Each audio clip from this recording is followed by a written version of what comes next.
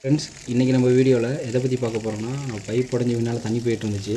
இந்த மாதிரி ஆச்சுன்னா நீங்கள் கவலைப்படாதீங்க. ஒரு சின்ன வாட்டர் கேனாக எடுத்துக்கோங்க. சின்ன வாட்டர் கேனாக எடுத்துகிட்டு பின்னாடி பக்கம் அந்த பைப்புக்கு ஏற்ற மாதிரி ஒரு ஹோல் போட்டுக்கோங்க. அந்த ஹோல் போட்டுட்டு அந்த பைப்பில் செட் பண்ணிக்கோங்க. ஏன்னா ஹோல் பார்த்தீங்கன்னா ரொம்ப பெருசாக போட்டிங்கன்னா தண்ணி லீக்கேஜ் ஆகும். கரெக்டாக அந்த பைப்புக்கு ஏற்ற மாதிரி ஹோல் போட்டுட்டு நல்லா நசுக்கி விட்டுக்கோங்க. பண்ணிவிட்டு இந்த மாதிரி ஒரு டேப் இருந்தால் எடுத்துக்கோங்க. இந்த டேப் நான் ஆன்லைனில் தான் வாங்கியிருந்தேன். இந்த மாதிரி உங்கள்கிட்ட டேப் இல்லைனா எம்சில் ஒரு 20 ரூபாய்க்கு வாங்கி அதை ஃபுல்லாக பேஸ்ட் பண்ணி கவர் பண்ணி விட்ருங்க. எம்சில் வாங்கினீங்கன்னா ஒரு அரை மணி நேரம் காய வைக்கிற மாதிரி இருக்கும்.